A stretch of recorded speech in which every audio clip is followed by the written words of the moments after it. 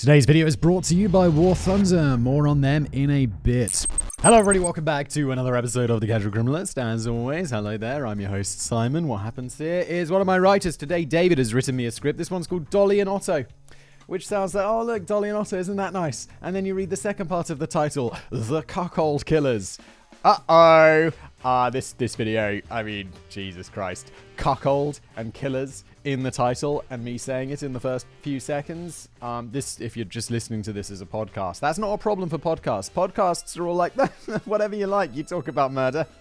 200 children get killed? Yeah, we'll advertise on that, no worries. Pedro Lopez? Easy. Whereas YouTube will be like, you mentioned death once. No money for you. Death is just another path.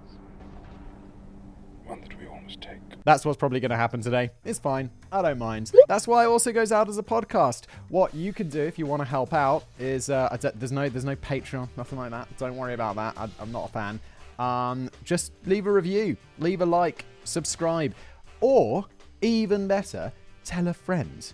Which is, people don't really talk about this. I do believe, like, in that real world, I know it's out there. I've seen it at least once. So go out, tell a friend, be like, I've been listening to this show. It's called Casual Criminalist.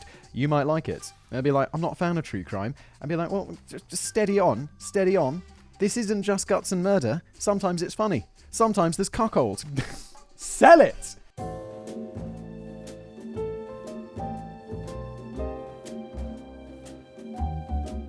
Welcome back, dear listeners, to the sun-kissed city of Los Angeles, which for some reason seems to pop up frequently on this most excellent program. Probably because it's full of murderers. And it's also just absolutely massive. I remember I flew out of Los Angeles at night a few years ago, and that plane takes off. And you're like, wait, where's the city ending? When's it ending? It's just it's endless lights. And I know it's like, well, there's Los Angeles, and then there's like Orange County or whatever, and all of these other places. But it's basically just one giant city. And I've told this story before. I'm sorry. Look, I'm going to make a big effort not to make so many tangents. That's impossible! But I just want to say this one. I'm pretty sure I've told it before as well. I was staying in Los Angeles, and I was like, oh yeah, I'll walk down to the sea. How far can it be? And I look on Google Maps. It's a few blocks. Easy. So I start walking. And then I zoom in on Google Maps, and I realize, oh, these are like mega blocks. And each mega block is broken down into individual blocks. It took me like 2 freaking hours to walk to the sea. And then I got there and I was like, oh, finally. And I was like, and I'd just been like darting from like shadow to shadow because it's like 40 degrees. And I'm bald. I get sunburned very easily. The LA neighborhood of Lafayette Park Place is today a slew of rundown apartment blocks, 90% of which are owned by slumlords and rented out to impoverished people, 1/3 of whom earn under $30,000 per year, and another third who earn under $10,000 a year. I was like, $30,000 a year? It doesn't sound horrific. I mean, I know America and especially Los Angeles is more expensive, but I always compare this to the UK, and I'm like, 30 grand, that's like what, 25,000 pounds? I could definitely live off that. I wouldn't be some sort of super baller. In fact, very, very far from it. But I wouldn't be super uncomfortable or anything. But $10,000 a year? Dude, that is not going to be a good time. 1/4 of the people there have no high school education whatsoever. How is that even possible? I'm afraid I have no money. You can't do that. This is America. How do you not go to high school? No high school whatsoever? What, you just left school at 12 to work in the factories? I realize I'm sounding pretty out of touch right now, but I didn't realize. I thought school was a mandatory thing until a certain age. The earliest I could have left school is 16. I didn't. I stuck with it for another, many years. Not sure why. I mean, I know why.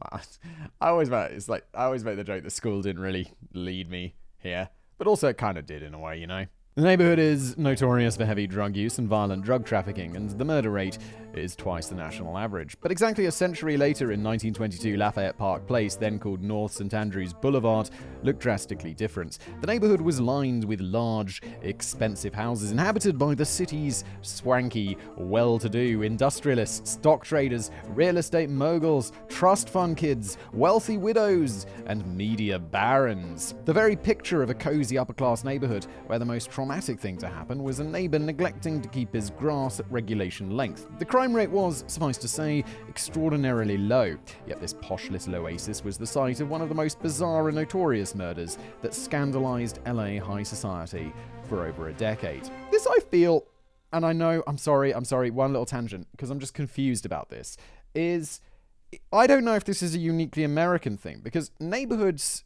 at least in the cities I've lived in, it tends to be, well, they're a dump, and then they become nice. And then they don't really become a dump again. It's very rare. If you went to London and you were like, oh yeah, Mayfair. Yeah, one day that place is going to be a shithole. It's something it would never happen because it's been nice for like 200 years or whatever. Maybe even longer. It's like, no one's going to be like, oh yeah, Mayfair, you don't want to buy property there. Soon it's going to just be inhabited by homeless people. No, it's Mayfair. Or like, also, I don't know, other cities as well. It doesn't seem to cycle. It just seems to get gentrified and then stay nice. And then places further out of the city just tend to be a bit more dumpy. Near midnight on August the 22nd, 1922, an early model luxury sedan pulled up to a large 2-story house. Out of the car climbed a married couple in their 40s. Both were well dressed in evening attire, having just returned from socializing at a dinner party. The married couple were both from the Midwest, of predominantly German extraction, and had developed a decided plumpness in their middle age. Yeah. It happens. The husband, Friedrich Wilhelm Oesterreich. Wow, how would we know that guy was from German extraction? Aged 44. Look. David has given me... Shall I read the pronunciation guide he's given? It's like a line long. Oesterreich. Lots of characteristic Germanic phlegm on the last syllable. Yeah, I'm just going to do it my way, which is Oesterreich, or Oesterreich, or Oster, I don't care. Aged 44, was a self-made man turned wealthy textile manufacturer who ran a thriving garment business in LA. Fred Oesterreich was a hard worker with a foul temper completely lacking in social graces. He was short, with a baby-ish face and a double chin. Fun aside, I found my great-great-grandfather's name was Wilhelm. Wilhelm, I'm not going to tell you his surname. I've mentioned this before because it's my mother's maiden name.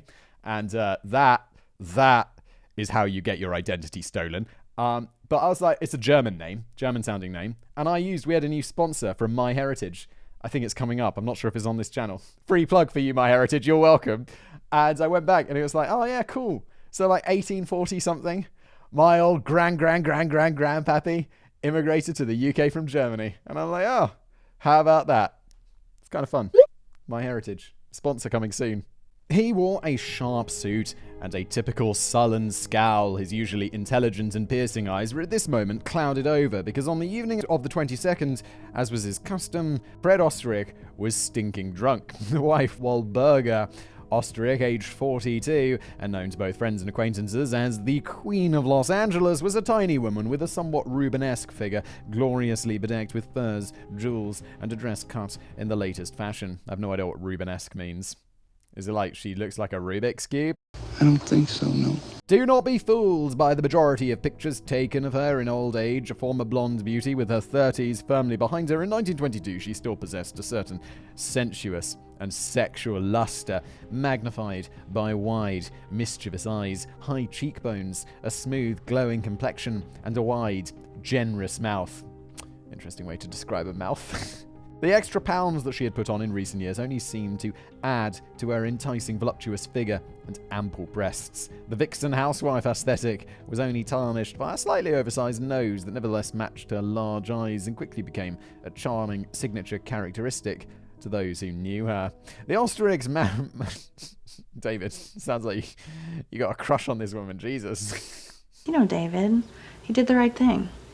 As the Oesterreichs marched towards the door of their luxurious home, they were arguing loudly and bitterly. We do not know the subject, though allegedly one of the more frequent topics of debate was religion. But really, the subject could have been anything. After 2.5 decades of marriage, Walburga irritated Fred, and Fred repulsed and sickened Walburga. Holy shit. Yeah, how would you use 2 words to describe your wife? Sickened by, repulsed by. It's 4 words, but I didn't know how to use those words. Oh, repulsive and sickening. Big brain. That's how. As the married couple entered their home, their argument continued into the entranceway as Fred hung up his hat and coat. The bickering gained volume as they moved into the living room. Fred was slurring loudly, grasping for any manner of insult and cutting statements. It's a bit hard when you're blotto there, isn't it? You're like, I got a good comeback. It's coming. It's coming. One of my favorite comebacks in all of television history was kind of an anti-comeback. Did you guys ever watch that show Boston Legal? A brilliant show with William Shatner and James Spader. Candice Bergen was also in there for a few seasons. Just brilliantly acted show. And one of the best moments is where James Spader's character, Alan Shaw, is like, he's in an argument with someone and he stumps someone for a comeback and they just storm out of his office. And he just says to them, oh yes, maybe you'll find that comeback in your office. It's like, whoosh. Such a good show. Wahlberger's voice was growing increasingly angry and shrill. Their voices reverberated off the hardwood floors and the whitewashed stone walls, echoing into the upper reaches of the house.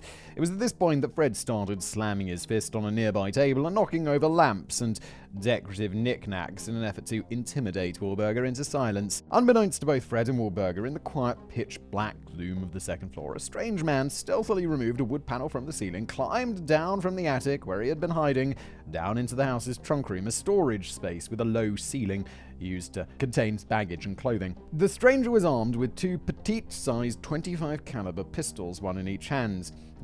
Dual wielding's not a good idea. The man fell to his knees and crawled out of a low hatch of the trunk room and into the bedroom of Otto Oesterreich. The married couple had long since begun to sleep in separate bedrooms.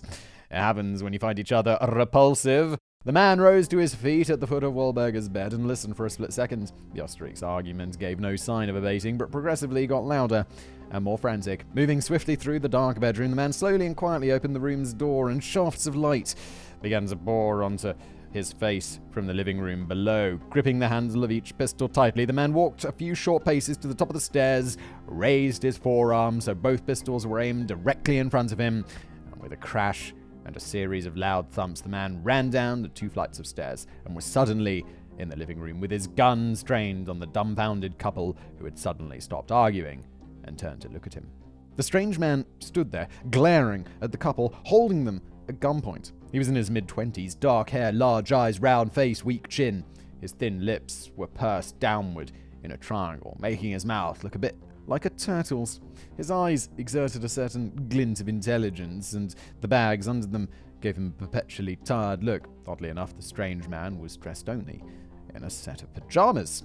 Okay, well, comfort first. The addled and intoxicated Fred Oesterreich suddenly recognized him. He shouted, "What are you doing here, you dirty rat?" "The same thing that you are," gave the man's cryptic reply. Enraged, Fred Oesterreich lunged towards the man and grabbed him by both wrists. The two men then proceeded to struggle. This guy is not very competent. He's got a gun in each hand. Old Fredo is blotto drunk, and he still manages to grab him by the wrists.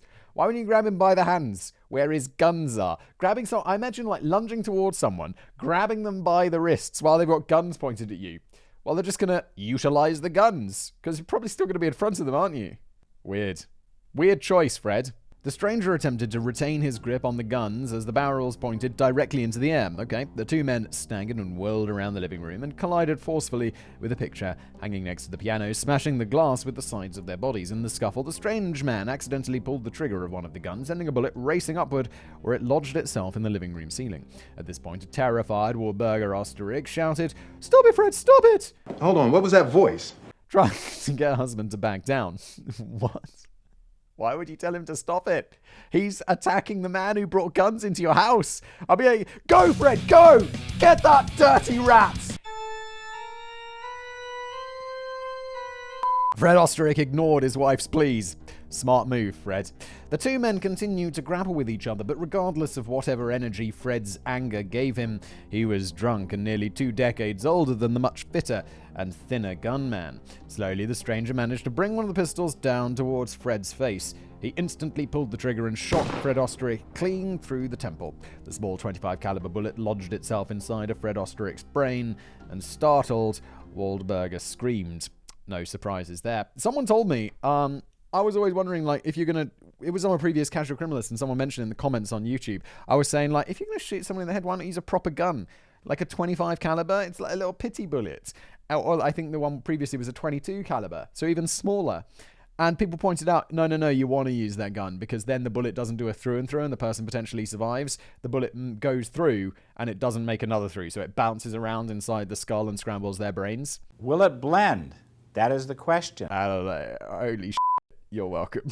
But the wealthy garment manufacturer did not die. The shot to the head had not killed him outright. Never mind. Apparently this guy's a superhero. Nevertheless, Fred stopped struggling and his arms fell down limply to his sides. An empty, stunned expression spread across his face. Blood began oozing from the bullet wound in his head. He staggered a little and his legs nearly gave way. Now brain damaged and stripped of most of his senses, Fred Oesterreich staggered away from the gunman to a corner of the living room where he propped himself up from falling over by holding onto the back of a wooden chair. The gunman stood there, speechless, horrified at what he'd done. Walter Oesterreich approached the gunman calmly and grabbed him by the arm. With quiet, measured tones, she said, "For Christ's sake, Otto, what have you done?" The gunman looked into the eyes of Walter Oesterreich, his mouth agape, and said nothing. After a moment's pause, the housewife continued more forcefully, "God damn it, Otto, you have to finish it." Another few seconds went in silence. Finish it! Okay, so she's hired this man to kill him. Okay. I feel better now. Good stuff. Healthy relationship. Numbly, the gunman approached Fred Oesterreich, who was still propping himself up on the back of the chair, his white dress shirt now becoming red and slick with blood. The gunman drew so close to his victim that he could have hugged the man. Slowly, the gunman raised one of the pistols and at point-blank range fired 2 shots in rapid succession into Fred Oesterreich's heart. Droplets of blood splattered the gunman's outstretched arm and face. The gun had been so close to Fred Oesterreich that the heat from the muzzle flare boned 2 holes in his dress shirt. Fred Oesterreich toppled to the ground, dead. The chair teetered and fell on top of him. Meet Walter Oesterreich. Walter Cuckold was born in Chicago in the year 1880 to a German immigrant father and an Irish immigrant mother. Conversely, some accounts state that Wahlberger was born in the German Empire before her family immigrated to the US, where she was still an infant, but there's no clear evidence of this. Wahlberger had one sister, Magdalene Cuckold, who was 2 years her junior. Wahlberger's father worked as a plumber in Chicago, and her mother was a housewife. In 1888, when Wahlberger was only 8 years old, her father abandoned the family and disappeared. As a result, the mother and daughters fell on hard times. Wahlberger's mother was forced to find work as an unskilled factory laborer, and when Wahlberger was 12 and Magdalene was 10, they too were pulled out of school and forced to earn an income. Wahlberger began working in a factory that produced baby bonnets. It's very specific. At the factory, Wahlberger Cuckold became extremely popular with men and women alike. She was bubbly, cheerful, and charismatic. As the years tumbled by at the factory and Wahlberger grew older, she blossomed into a bit of a blonde bombshell. Oh, didn't we say that, what's-his-face, Fredo, was a textile kingpin or something? So I guess he owns this factory and he's like, I will marry one of these women. The past. That was the worst. Pale, petite, delicate, with doe-like blue eyes and an infectious smile that always seemed to imply she was up to something, her features quickly bestowed on her the nickname Dolly, which was eminently preferable to American ears and mouths than her German name, Wahlberger. Yeah, it's Wahlberger. I mean, I'm sure it sounds lovely in German, but in English it's like, it's kind of a difficult one, isn't it? As she grew older, Dolly quickly became the object of male lust and affections. Short and slight of frame, Dolly had not yet developed the stout, Rubenesque figure. There it is again, that word I don't know. Rubenesque. I'm looking it up.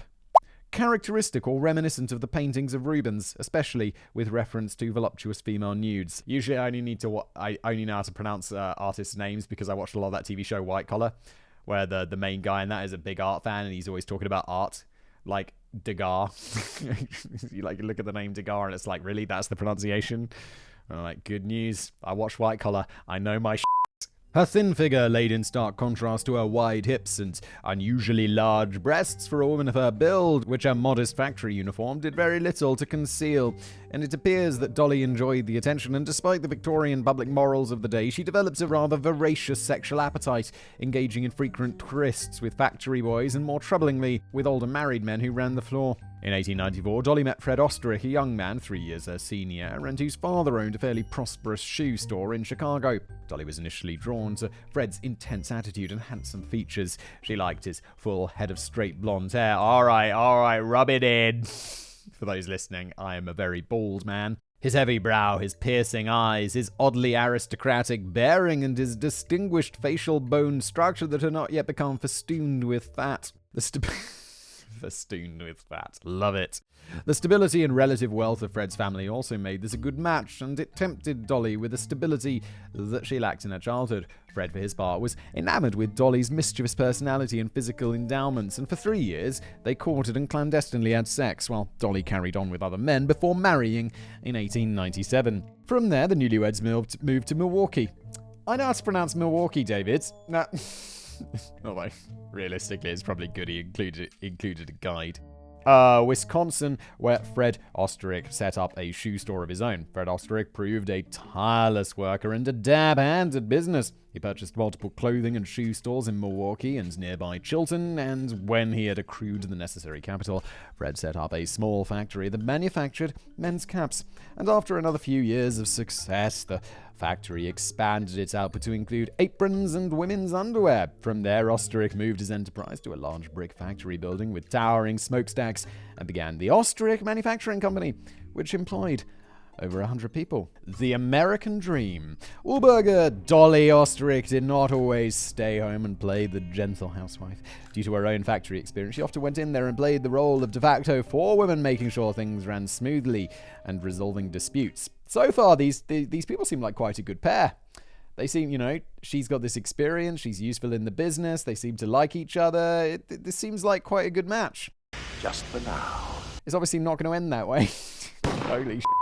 Her primary role was ambassador. Frequently, Dolly's warm charisma diffused tense arguments between the factory workers and her somewhat prickly husband. All in all, on the business side, the Oesterreich's marriage worked rather well. As the money kept flowing in, the couple made a good team. The same could not be said of their romantic life, however, which quickly began to deteriorate. Despite having a strong sexual interest in his wife, Fred Oesterreich worked extremely long hours managing his growing manufacturing empire, and he relaxed by tucking into copious amounts of German-brewed beer and hard alcohol. Often Fred did not come home until late when Dolly was already asleep, and other times when Fred arrived home, he was far too intoxicated to make love to his wife. The two also had vastly differing personalities. While Dolly was carefree and fun-seeking, Fred was dour, severe, and a bit of a skinflint.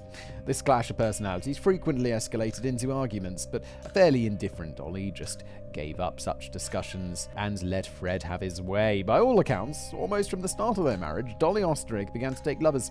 Often these were men she'd met at the factory, whom she'd invite back to the house, while her husband, ignorant and unaware, was slaving away at work. That is risky as the person who works there. It's like, what are you doing, sleeping with the boss's wife?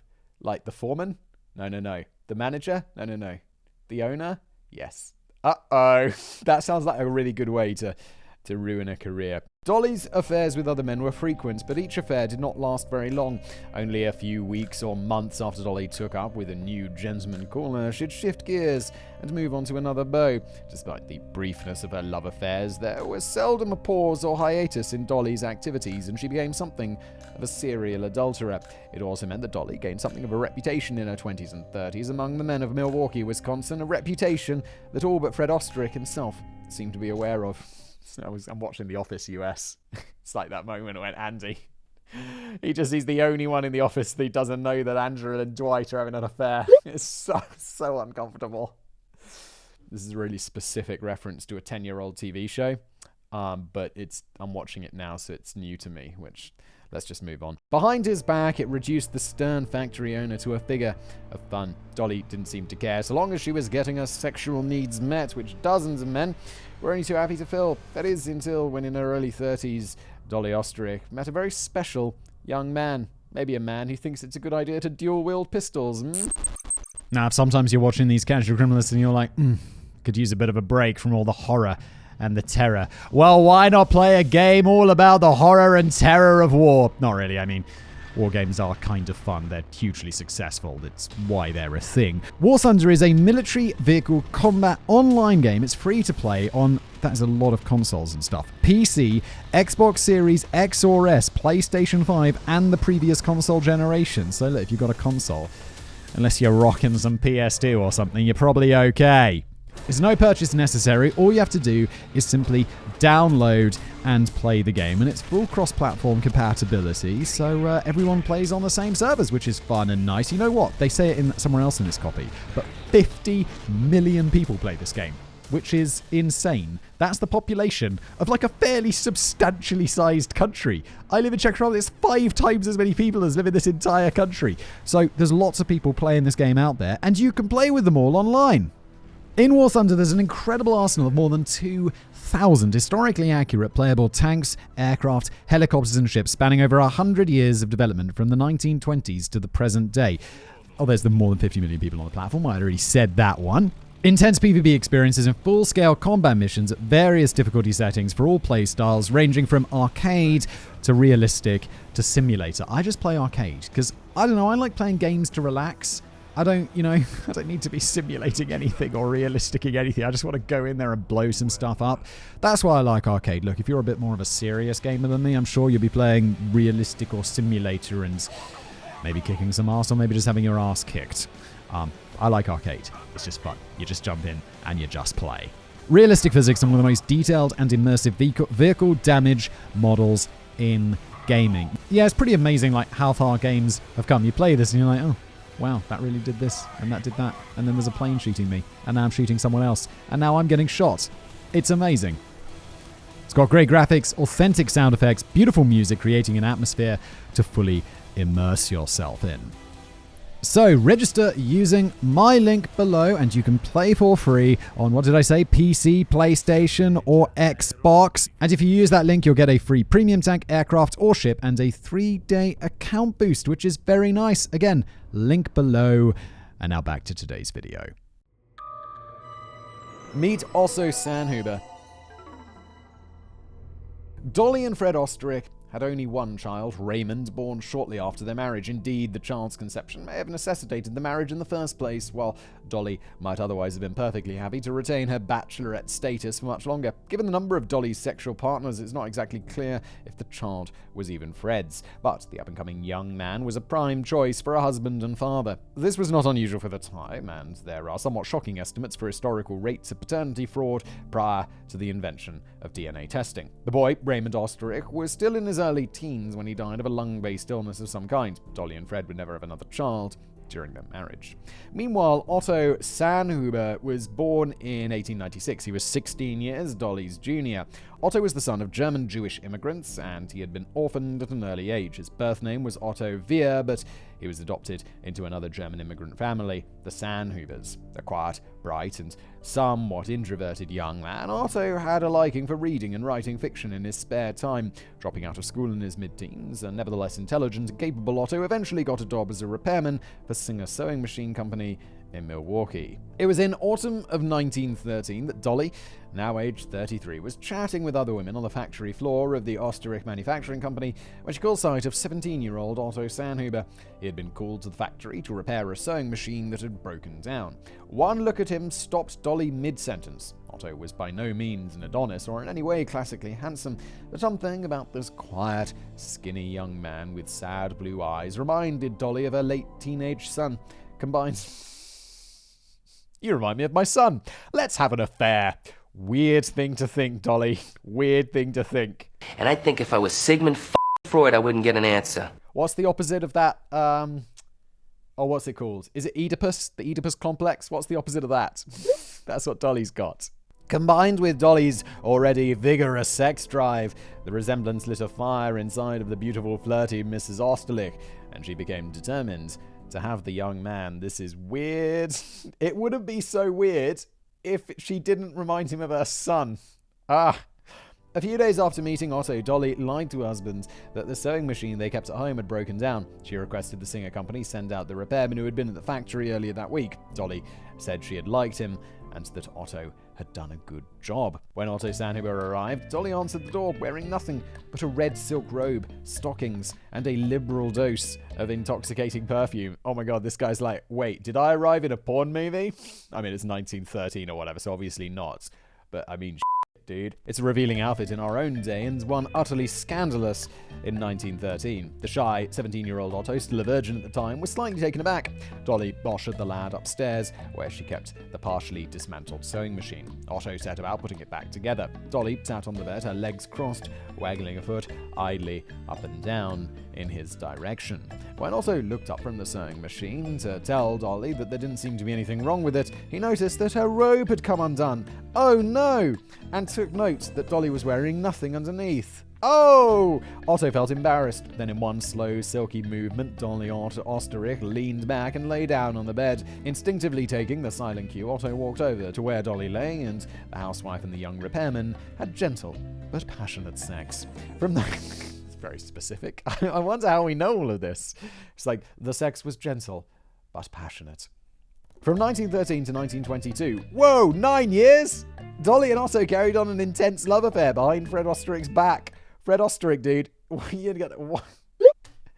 Yeah, well, oh, it's called Cuckold, isn't it? That's the title of this episode. There we go. Dolly occasionally showed up under the cover of night at the boarding house where Otto was staying. Occasionally, Dolly paid for the two of them to meet up at a hotel. Other times, Otto went by Dolly's house during the day when Fred was at work, or Otto would swing by at night when Fred was out drinking to all hours.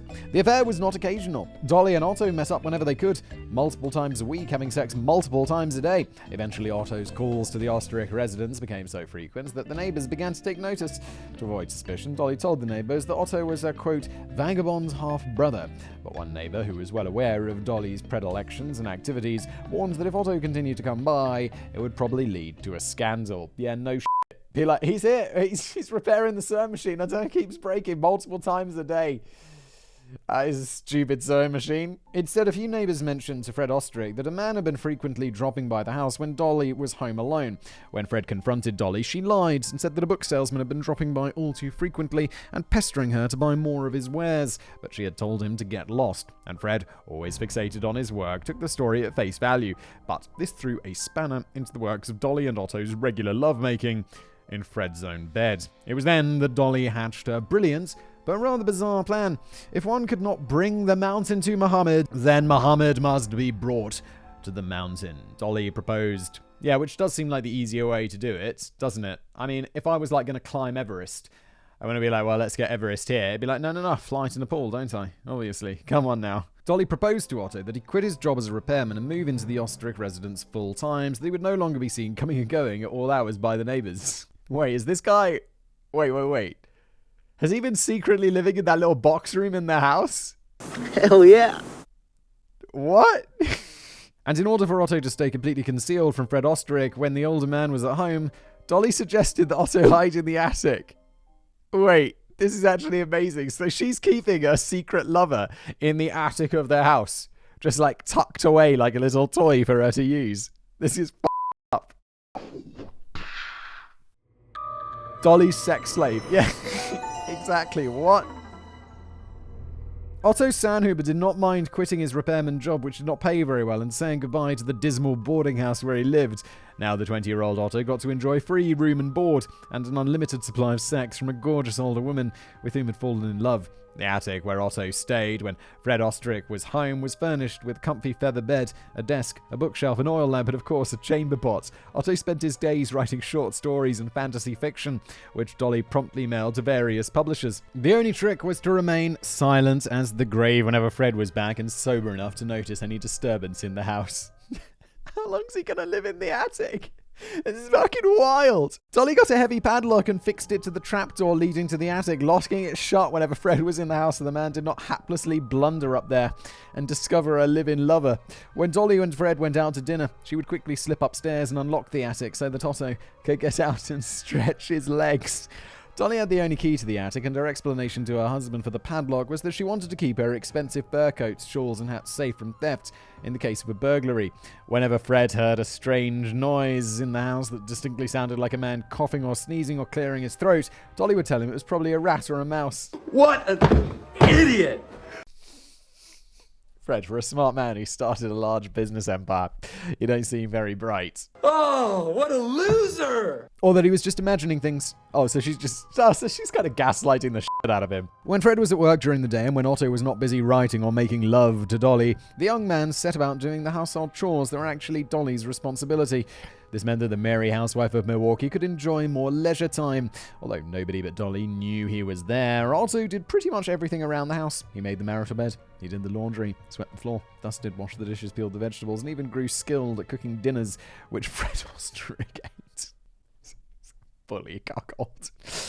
Oh, when Prohibition later began, Ollie made bathtub gin to keep him and Dolly well lubricated before and after sex. Even Fred partook in an occasional dram of bathtub gin, completely oblivious to the fact that the man who made it was assiduously ploughing his wife.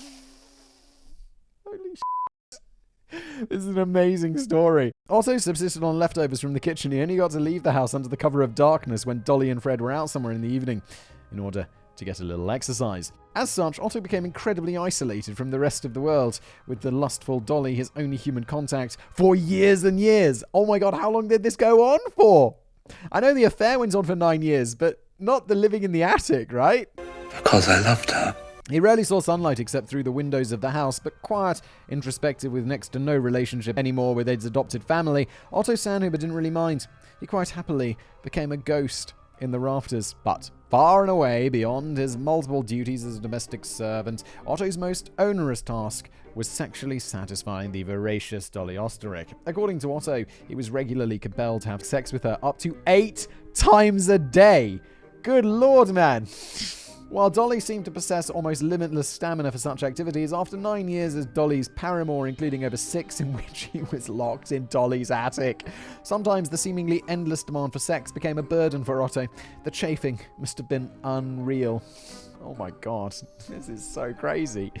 Otto Sanhuber later referred to himself as Dolly's sex slave, and indeed, with the power dynamic of their relationship so heavily weighted in Dolly's direction, with Otto having nothing in the world outside of his connection to her, the young man had no choice but to comply. This went from, like, okay, it's a bit weird that he's locked in the attic, but I can see why this arrangement might work. It's kind of, like, exciting for both of them, to how many years later being like, oh my god, he's basically a hostage. He's kind of become a sexual slave. This is intense. If this was the other way round and it was a woman and a man, oh my god, I just realized there's no question about this. This guy has just become a sexual slave. That's so intense. Oh my god, I just thought about it the other way around, and I don't know why, but that completely changed how I feel about this. And oh my god, this is not right. This is definitely not right. Who's your daddy? But it is what it is. It is quite clear in retrospect that Dolly Oesterreich suffered from hypersexuality or some form of sex addiction. In Dolly's lifetime, mental health physicians referred to her condition as nymphomania. Oh, I didn't realize that term had fallen out of use. Wasn't that movie, Nymphomania, a while ago? I don't know. I don't think it was. I didn't see it. I heard it was very explicit. And I don't know. I don't want nudity in my TV shows. Not because I'm some sort of prude, just because I don't want to be... if I'm flying somewhere or I'm watching it and my kid walks in, I don't want any of that. It's like, look, I've got the internet. If I want to see naked people, it's very easy. I don't need nudity and boobs and stuff in my TV shows. It's just generally uncomfortable. Like, because you're sitting on a plane, it's like, can I watch? I've recently been watching Entourage. It's like a TV show from 10 years ago. I've been watching this. And it's like, it's not like Game of Thrones or something, I guess, but I've not seen Game of Thrones, but it's not something I'd watch on a plane because you'd be like, there's some saucy scenes. Usually, hypersexuality has an underlying condition that causes it, but we cannot be sure what that condition may have been in Dolly's case. The simplest explanation may have been neurological. There may have been an imbalance in Dolly's frontal lobe which regulated sexual activity and controlled libido. Other possible explanations are that she may have suffered from a highly specific form of obsessive-compulsive disorder that manifested itself in sexual activity, or that she may have suffered from a similarly specific form of bipolar disorder, or Dolly's hypersexuality may have somehow been associated with the trauma of her father's abandonment of his family when he was a young child. I mean, yeah, it could have been... So, basically, David's used 5 lines to say that could be pretty much anything, but she loved to get it on. Well done, Simon. That was sensitive. Whatever the underlying condition, it is clear from Dolly's history that her hypersexuality was almost lifelong, starting almost immediately with adolescence. And the extremity and intense frequency with which Dolly imposed sex on Otto Sanhuber makes it pretty clear that she wasn't just a lady with a healthy appetite who enjoyed an occasional roll in the hay. According to Otto Sanhuber, Dolly's demand for sex was manic, aggressive, and unremitting, without pause or cessation in the many years he served as her lover, to the extent that it sometimes caused him physical pain to fulfill his duties. In the show Futurama, I believe they refer to this phenomenon as death by snoo-snoo. I feel like I've seen Futurama, but I don't remember that reference. I haven't seen all of Futurama, because it was a while ago. Like, it was on TV when I was a kid, and so you'd watch it, but you'd only see, like, occasional episodes, because it's not like the future where you could just watch an entire show. Despite the frequency of their copulations, there are also some indications that Otto was not Dolly's only gentleman friend in the years that they were together. This certainly fits with Dolly's activities in her earlier and later life, but it is difficult to confirm. What we do know for certain is that Dolly sometimes had sex with her husband Fred on the rare occasion when the man came home on time and sober enough to make love to his wife. While Dolly and Fred had sex, Otto was only a few feet above them, listening to their activities from the attic. Otto found the jealousy this inspired extremely agitating. Surprise! Only once, while Dolly and Fred were having sex, Dolly urged her husband to not be so noisy. When Fred scoffed and asked why it mattered if he made noise in his own house, Dolly replied, quote, "You never know who might hear us." That would be embarrassing. You're in a house. It's not like you're in an apartment. Fred replied, "The windows are shut. We are alone in the house. Who the hell can hear us?" All I'm hearing is jail. Dolly sighed and said, "Nobody, I guess." And Fred's amorous movements resumed. We know a lot of very specific details about this case. I always wonder, reading these, like, we're having the story, but from whose perspective is this? We're going to learn it later, obviously. But these are all very specific details. So one of these guys, I guess, is given testimony later. Very, very, very, very specific testimony. As frustrating as Otto found it, the occasions when Fred and Dolly shared the marital bed were infrequent enough that he was able to grit his teeth and bear it. Otto also knew the score. Dolly had told him that she could not leave her husband. She could not work a proper job and had no fortune of her own. If she left Fred, it would mean casting both her and Otto into poverty. Eventually, as the years went by, Dolly carefully suggested to Fred that they get separate bedrooms so that Dolly could get a proper night's sleep and that Fred would not be able to wake her when he came home late from work or carousing at the bar. Gradually, the state of Dolly and Fred's bed death advanced to such a stage that within a few years, Otto no longer had anything to be jealous about. Wow, when you know that your sex-crazed wife isn't having sex with you, it's like, dude, this relationship's not working out, my guy. Come on, you know it. The Queen of Los Angeles. As Otto Sanhuber whiled away his youth locked in an older woman's attic, he continued to perfect his writing, enduring a number of rejections from book publishers and magazines. Eventually, his efforts paid off, and a serialized story of his was published in a small periodical. This got Otto into the system as a writer, and he began to enjoy a regular publishing career in various magazines. Uh-oh. Don't get famous. You're in the attic. As the years wore on, Otto occasionally slipped up in his routine. Once, Fred Oesterreich was in the backyard and he spotted Otto moving past the attic window. Fred ran into the house to investigate, but fortunately Dolly managed to convince him that he was just tired and let her go look instead. Dolly came down, said there was nothing, and told Fred he was working too hard and he was seeing things. Dolly promptly marched Fred off to the doctor, who wrote out a prescription for tranquilizers. In a fortunate turn of events, these tranquilizers were so powerful that they allowed Dolly to go up into the attic and use Otto as a human pogo stick, while her husband was passed out a few feet below them. Oh my god. Dolly, your appetite, you need to see the doctor. In 1917, the USA entered World War I. The 21-year-old Otto Sanhuber would have been conscripted into the army and packed off to die in Flanders if it weren't for his clandestine career as an attic sex slave. The same year, the Oesterreichs decided to move into a bigger house in Milwaukee. Dolly refused to move anywhere unless the new house is a decent-sized attic in which she could store her precious furs. Aha, that's what you want. When the time came to move, Otto was sent ahead with his desk, cot, and chamber pot and was safely locked in the new attic in time for Dolly and Fred to arrive. Amorous activities then resumed as previously scheduled. This is so intense. In 1918, Fred and Dolly went out for an evening to party at a brewery. Fred predictably got drunk and quarreled with Dolly and stormed off, abandoning his wife at the party. Fred went home, slamming the front door as he entered, and found Otto Sanhuber sat at the kitchen table, eating a leg of lamb. Oh yeah, she can't just text him and be like, he's coming home, get in the attic. Who the hell are you? What the hell do you think you're doing? Yelled a drunken Fred, grabbing hold of the young man. In a blind panic, Otto blurted out, I'm really sorry, sir. I was just hungry. After roughing him up a little with many swears and threats shouted, Fred tossed Otto out onto the street where the younger man spent an uncomfortable night sleeping outside in the cold. When Dolly returned home later that evening, Fred told her all about the intruder in the house. Dolly did not need to pretend to be shocked and horrified. She genuinely was. But then she hatched another brilliant plan. Oh god, where is this going?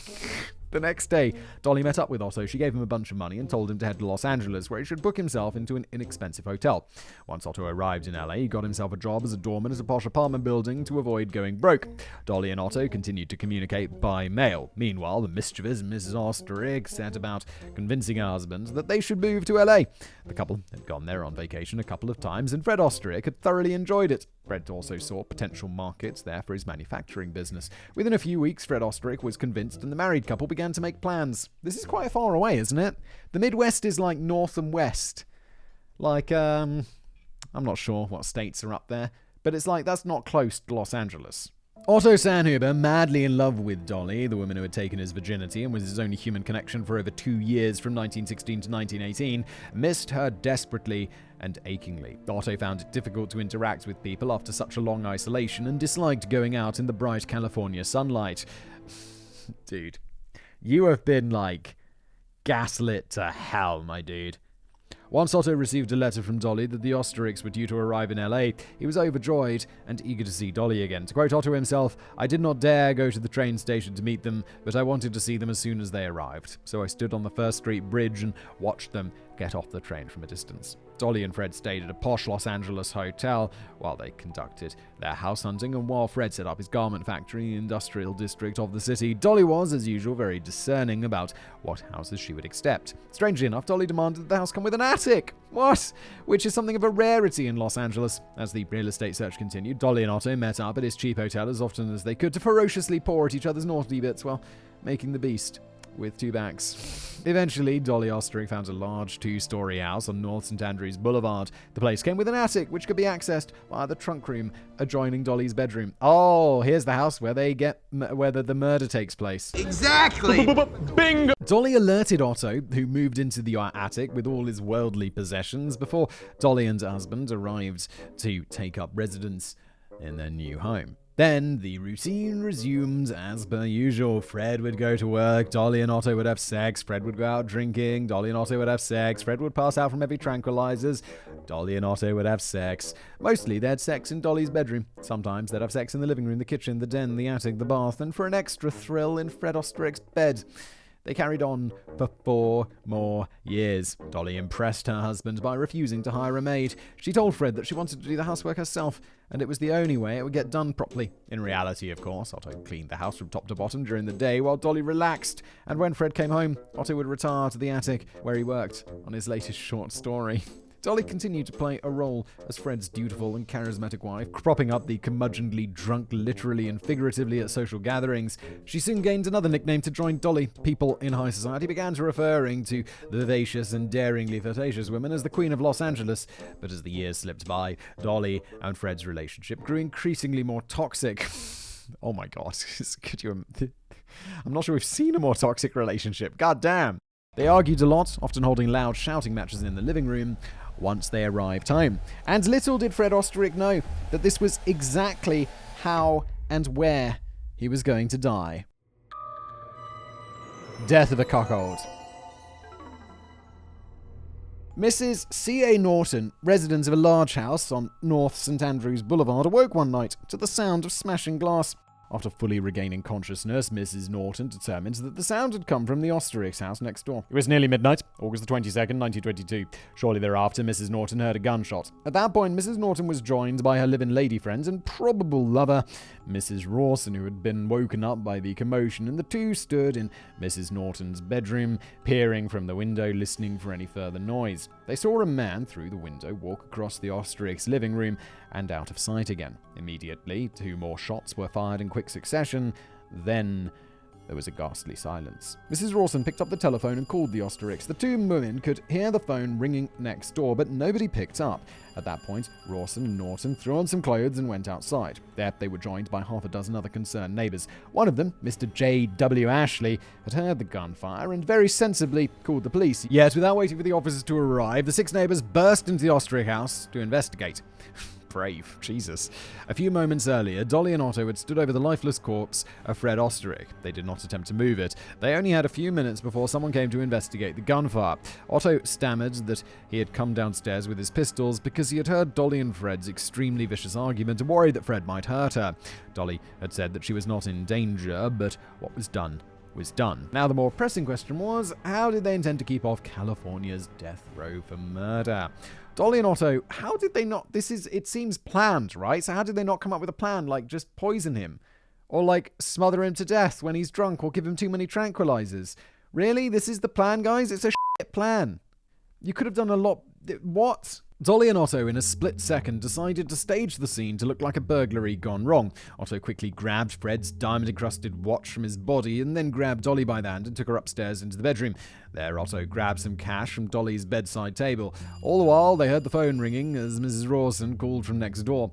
Otto pushed Dolly into the bedroom closet, locked her inside, and tossed the key in the corner of the room. Thereupon, Otto crawled back into the trunk room and sealed himself back in the attic. A few moments later, the concerned neighbors of North St. Andrews Boulevard burst through the front door. They found Fred Oesterreich's body in a crumpled, bloody heap under the chair in the corner of the living room.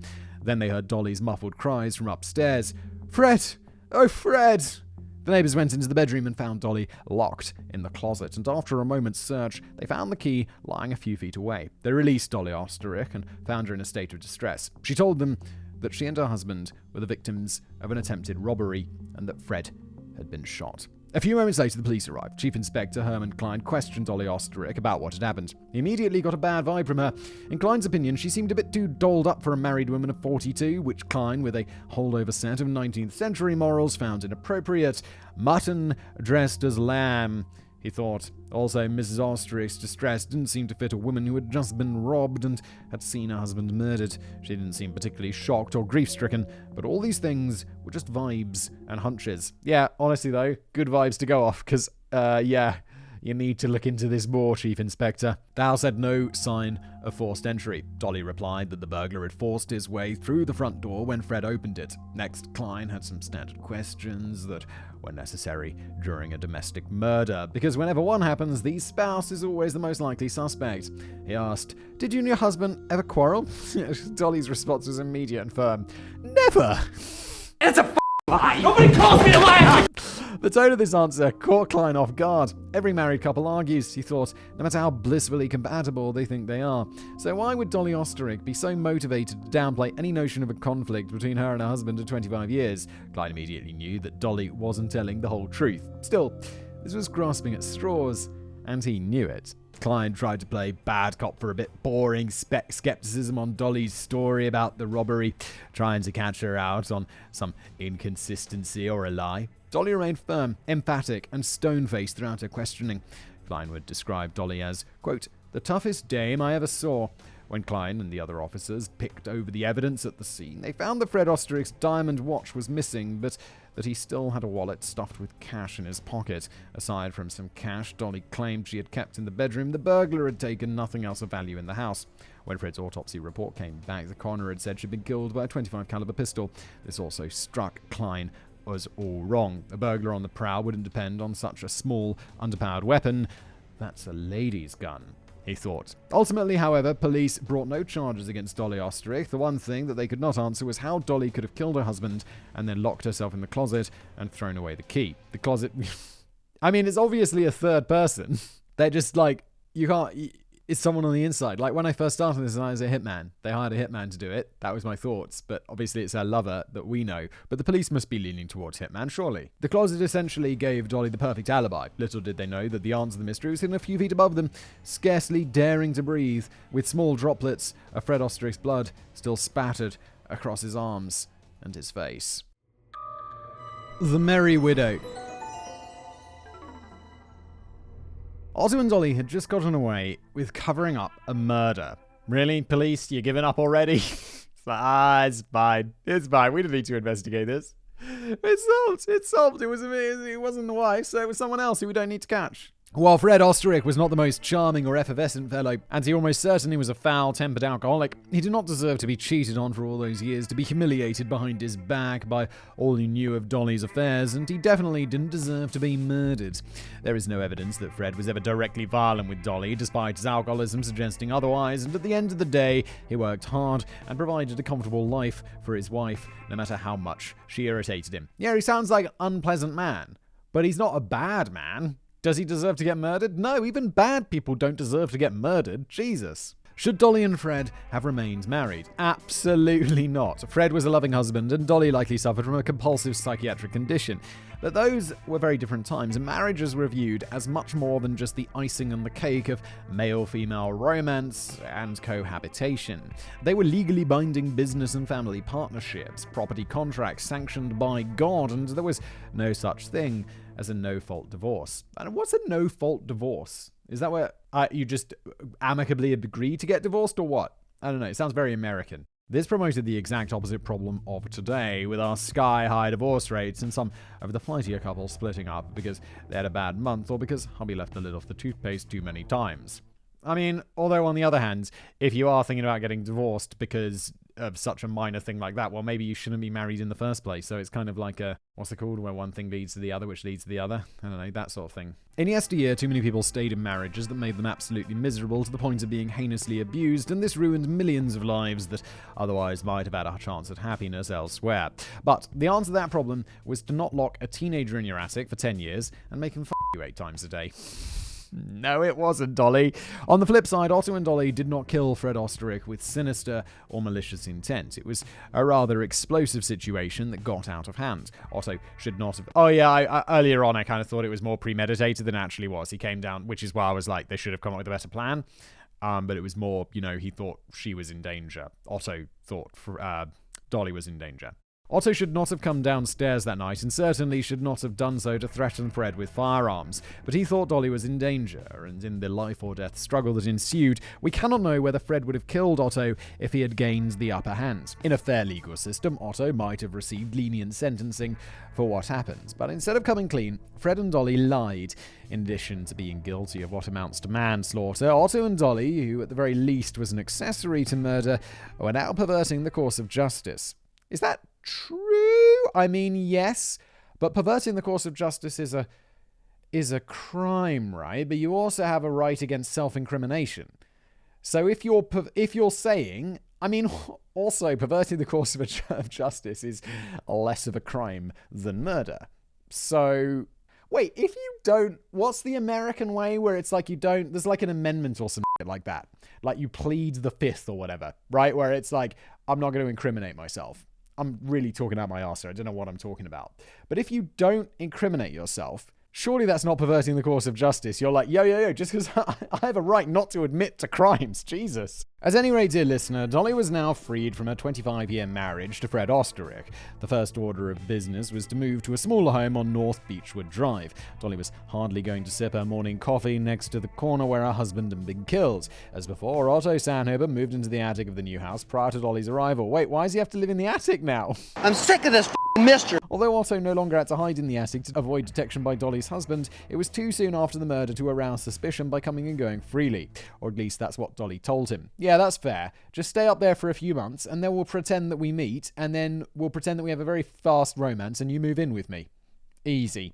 The only other major change was that Otto began writing his short stories on a typewriter rather than with pen and paper because Fred was no longer around to hear the clacking of the device. Yet Dolly did not remain faithful to Otto any more than she did Fred. When the Merry Widow settled Fred's will and testament, she hired attorney Herman Shapiro. It was not long before Dolly and Shapiro were having sex while Otto was locked in the attic at home. Or, in more Reddit parlance, the bull had become the cuck. After just a few... I think we know she was definitely with other men at the same time as Otto before, right? After just a few months of seeing each other, Dolly presented Shapiro with her late husband's diamond watch. Here, she said, I want you to have this. It belonged to dear Fred. Shapiro eventually figured out that the watch was mentioned in police reports as having been stolen during the botched robbery. Uh-oh. Are you setting him up for murder? Is a lawyer really the person you want to try the shit on? When Shapiro questioned Dolly, she claimed to have later found it in the front yard when the burglar presumably dropped it as he escaped. Other accounts say she claimed that she found it under the seat cushions in the living room. Either way, though, Dolly was getting sloppy. There was also the question of the two 25 caliber pistols, the murder weapons. In addition to banging her estate lawyer, Dolly took up with a man named Roy Klum, a Hollywood film producer. She gave Klum one of the pistols and asked him to dispose of it for her. Klum devotedly did so, tossing the gun in the La Brea tar pits. Why not just do this yourself? Why are you involving other people in your crimes? If you're going to dispose of a gun, Do it yourself, especially if you're just going to throw it in a tar pit. That doesn't require specialist skills. What are you doing? The tar pits are a natural phenomenon where oil made from ancient dead animals and microorganisms seeps up through the ground to form pools. The La Brea tar pits are actually located in modern Los Angeles, not too far from where Dolly and Otto lived. Given the pits form a thick, sticky quagmire, it was actually a pretty clever place to dispose of a murder weapon. There's probably so many murder weapons in those tar pits, aren't there? And bodies. Oh my god. Dolly gave the second pistol to a neighbor. Why are you giving away murder weapons? This is insane. Why, do you want to get caught? Do you not know any of the rules? One J.E. Farber and asked him to get rid of it. Are you insane? Are you actually insane? The neighbor obligingly buried the gun in his rose garden. There is no allegation or evidence that Dolly was sleeping with Farber, and accounts go that she simply sweet-talked him. But at this point, who knows? I don't care how attractive the woman is who's like, oh, hello, would you like to dispose of this gun for me? No. No. Just say no. They don't know how to do it. In July of 1923, almost a year after Fred Oesterreich's death, Roy Clum found out that Dolly was also sleeping with her lawyer, Herman Shapiro. Enraged, Clum marched into the police station and informed Chief Inspector Klein that Dolly had asked him to dispose of a .25 caliber pistol at the La Brea tar pits. Yeah, alright, I missed that. Should have picked up on that. Don't ask the man you're sleeping with to dispose of a murder weapon, especially if you're cheating on him. You know, he might get pissed off about that. Just maybe. When the story hit the newspapers, an alarmed J.E. Farber went to the police and told them that Dolly had also asked him to bury a second pistol in his garden. Police went round to Farber's house and found the gun, which had been dismantled into pieces and buried underneath a rose bush. Additionally, by some miracle and against all odds, the police were able to recover the other pistol within a few days of dredging the tar pits. The problem with both pieces of evidence is that neither of them were in a condition to link them to Dolly Oesterreich. The rosebush gun was so rusted that ballistics could not be performed to tie it to the bullets that killed Fred, and the tar pit gun was similarly corroded by spending months in a sticky cocktail of petroleum-based chemicals. The signature grooves the gun leaves on a bullet as it exits the barrel could not be matched to the guns themselves because the barrels had been so thoroughly degraded. That left the testimony of Clum and Farber that Dolly had asked them to get rid of the weapons. Under questioning, Dolly said, "Certainly, I gave these men the guns to dispose of. The weapons had been around the house for a long time. I had not been aware of their presence until I chanced to discover them among my late husband's effects. Knowing that I was under suspicion and that the presence of the guns would result in more annoyance from the police, I asked the men to take them away where they would never be seen again." Why wouldn't you do this yourself? It's so bizarre to me. Or throw them in the ocean. You live in Los Angeles, just go down to that big pier thing and throw them in the ocean like a lime scooter. Come on. Meanwhile, under questioning, a nervous Herman Shapiro let slip that Dolly had given him Fred's diamond watch, which she told police the thief had stolen on the night of Fred's murder. When questioned about it, Dolly simply said, "I've never seen that watch before." Yo. That is not a good reply. Just tell the same story that you told him. You found it in the garden one day and you assumed the thief dropped it while he was running away. That would make a lot more sense than, "I've never seen it before." You're very quickly going to get caught in that lie. Chief Inspector Klein stubbornly took a trip to Milwaukee, where he canvassed jewelry stores and watchmakers until he found the place that sold the watch to Fred Oesterreich. Having proved that Dolly was lying, Klein had her arrested for first-degree murder. At her arraignment, the judge initially demanded that Dolly should be held without bail until trial. A month later, in August... Wait, she got arrested? What's up with old Otto? He's still going to be in the attic, isn't he? He's locked in the attic. Oh, God. Uh-oh. Please, you've got to get me out of here. Dolly should be held without bail until trial. A month later, in August 1923... Uh-oh. A month later? Otto's going to be dead and smelly. Dolly's criminal defense lawyers appeared before the court and argued that she should be freed on account of her health. She had allegedly become deathly ill while in prison. Dolly paid a $50,000 bond. Holy shit, that's a lot of money in the 1920s.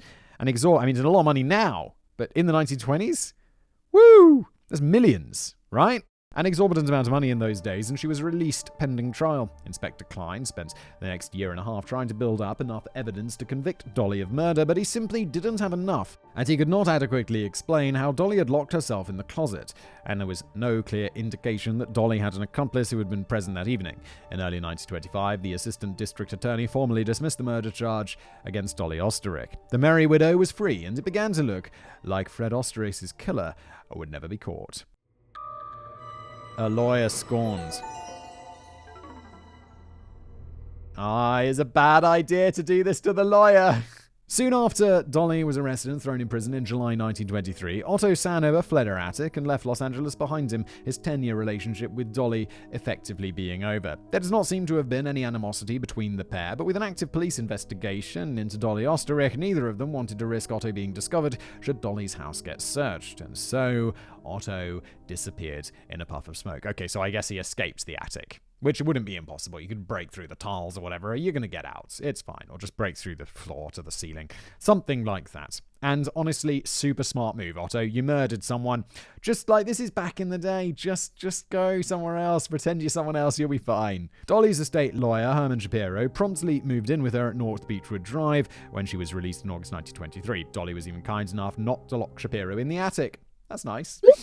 And that's how things rested for several years. LA high society was split down the middle about the scandal. Some people suspected Dolly of murdering her husband. Some even suspected Shapiro had something to do with it. And they were not satisfied that the charges were dropped due to lack of evidence. Others remained friendly to Dolly given she was a cheerful and bubbly woman who would never harm a fly. And she had been locked in the closet on the night of the murder.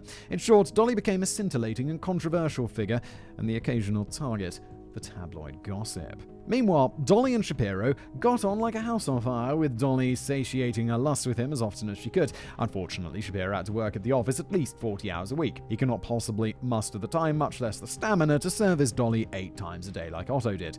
As a result, surprise, surprise, Dolly supplemented a robust diet with the appendages of other gentlemen. In 1928, Dolly Oesterreich was sued by a woman, Mrs. R. Hedrick, for $300,000 in damages for having an affair with her husband.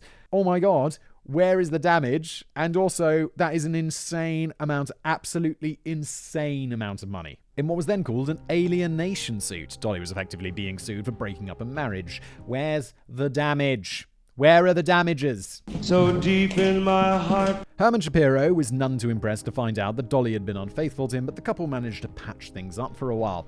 Then in 1930, after Dolly had humiliated Shapiro with a further string of lovers, he furiously marched into the police station, just like Roy Clum before him, in order to exact his revenge. And in the event, Shapiro told the police a rather interesting story. Back in 1923, the day after Dolly Oesterreich had been arrested on suspicion of first-degree murder, she was able to meet with Herman Shapiro in his capacity as legal counsel. Dolly said in a low whisper that, quote, her vagabond half-brother was hiding in the attic at Northwood Beach Drive. She implored Shapiro to go to the house, enter the closet, and tap on the wall. That way, Otto Sanhuber would know that it was safe to come out of the attic, and then Shapiro could give Otto some food and let him know what was going on. Dolly assured Shapiro that her half-brother Otto was innocent of all wrongdoing, but that it would not be a good look should he be discovered by the police. Shapiro promptly headed over to Dolly's house, and instead of tapping on the wall, gave a whistle till Otto Sanhuber removed the wood panel and poked his head out just above the hatch shelf. Shapiro gave Otto some food, brought him up to speed about Dolly's arrest, and then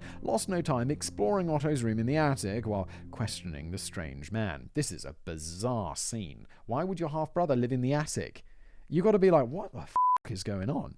This is very strange. I must begin a relationship with this woman. Jesus. Unlike Dolly, Otto Sanhuber did not lie. He explained that he had been Dolly's lover for the past decade and that he lived in the attic.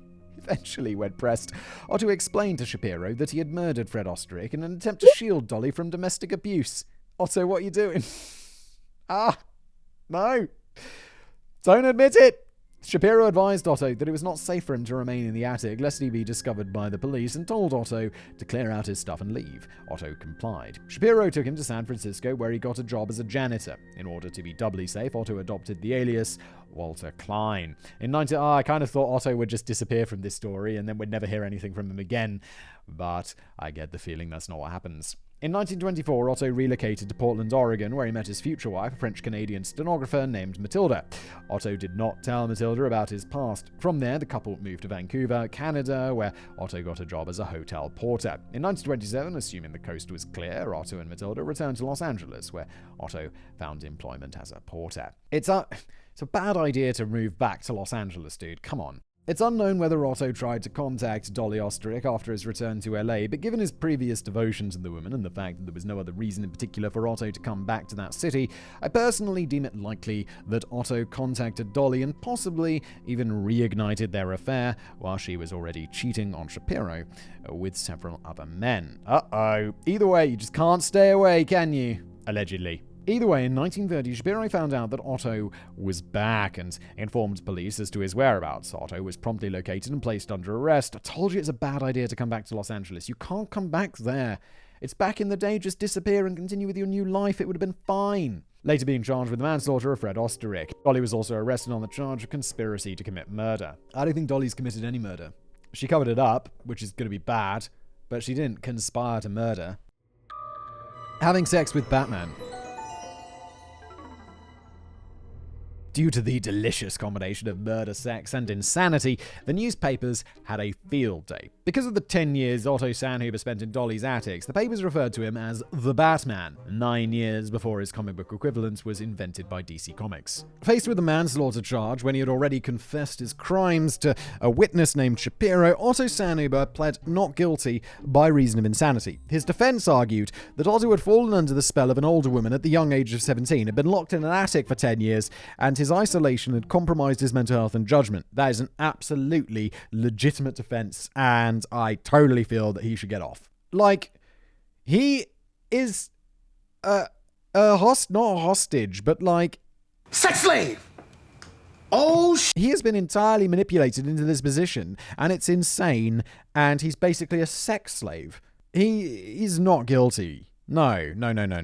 I know this is the past, so people are going to be like, it would be different if it was a woman, but damn. The defense also highlighted the sexual rigors to which Sanhuber was subjected by Dolly Oesterreich over that decade, with Sanhuber characterizing himself as, quote, a sex slave. Sanhuber also claimed that he really had no recourse when it came to protesting his treatment by Dolly Oesterreich. The best he could do, he claimed, was refuse to eat the food she brought him, and because this would worry Dolly, she would eventually relent on whatever they had been arguing over. In short, Otto had very little power over the course of their relationship, since breaking up would mean being thrown out onto the street, being penniless and alone. Otto also claimed that most of their arguments were over the extent and frequency with which Dolly demanded sex. Allegedly, when Otto did not perform as expected, Dolly would lock him in the attic and refuse to let him out to exercise, even when Fred was not home, until, to quote Otto, I behaved myself and gave her what she wanted.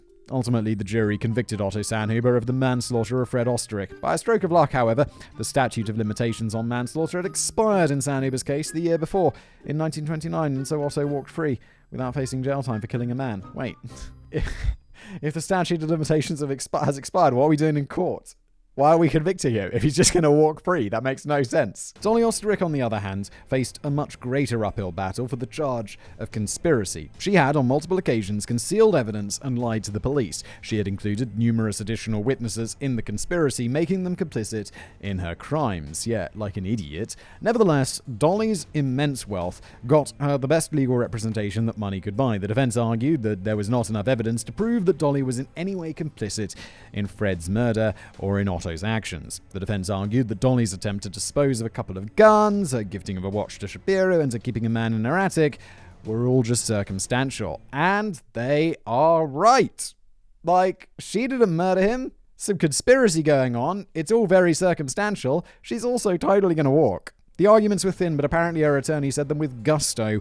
Her trial resulted in a hung jury. Most of the jurors wanted to acquit her, with the remaining minority refusing to change their guilty verdicts. After several more years, in 1936, the conspiracy charge against Dolly was thrown out. After his release from prison, Otto Sanhuber disappeared into obscurity, never to be heard from again. According to one report, his wife, Matilda, stood by him, evidently understanding that what Dolly did to him was tantamount to prolonged psychological abuse. Good for you, Matilda. Dolly Oesterreich went on to be a lively and scandalous member of LA society, but she was not admired as she was before. Instead, she became something of a circus attraction for people wanting to simply claim that they knew her. Dolly gradually exhausted the vast sums of money that she'd inherited from her husband, much of which was lost in the stock market crash of 1929. By 1958, Dolly's fortunes had declined to the extent that she was reduced to living above a garage in a sketchy part of LA, her lifestyle deteriorating alongside the once posh neighborhoods that she had called home. And speaking of deterioration, as Dolly advanced in age, her looks faded, her skin grew wrinkled and coarse, and her figure became matronly, sagging and lumpy. She no longer was able to attract the parade of willing young men that she had previously enjoyed to the full. Evidently, Dolly rekindled her relationship with Ray Burt Hedrick, whose wife had sued her for breaking up their marriage a few years prior. They maintained a romantic sexual relationship for over 30 years, and Dolly married Hedrick 2 weeks before she died at the age of 80 on April the 8th, 1961. According to some accounts, Dolly even managed to remain faithful to Ray Hedrick, having finally managed to suppress her enormous sexual appetites. But where Dolly Oesterreich is concerned, nobody can know for certain whether she had other lovers, or indeed, where she was hiding them. Wow, yeah, so everyone gets away with it. Forget everything I said about how, giving other people the guns, all of that stuff. It's all circumstantial. You'll be fine. Important rule. If you're going to commit crimes, make sure you're rich and can afford a really good lawyer. Dismembered appendices. The story of Wahlberger Dolly Oesterreich inspired the 1968 British comedy film The Bliss of Mrs. Blossom, starring Richard Attenborough and Shirley MacLaine, in which the poor cockholded husband is not murdered and everyone gets a happy ending. The story also inspired a 1995 TV movie, Man in the Attic, starring Neil Patrick Harris during the dark ages of his career. He had dark ages of his career? A 2018 movie, Lover in the Attic, starring Molly Burnett. Number 2. Although Herman Shapiro suppressed the knowledge of Otto Sanhuber's existence for 7 years in exchange for his affidavit, Shapiro was never brought up on charges as an accessory to murder. And the douchebag only came clean because of his sore feelings for being cheated on. He was not the most honest lawyer, it seems. No, but also this isn't the worst thing that people have done in this episode by far. In addition to her many sexual exploits, it had been alleged that from 1897 to 1925, the Dolly Oesterreich underwent several dozen abortions, which were illegal at the time, and posed a high risk to her health. Yeah, I have to say, I was reading this whole thing, and I was wondering about that, and sexual diseases and stuff. They were around back in the day.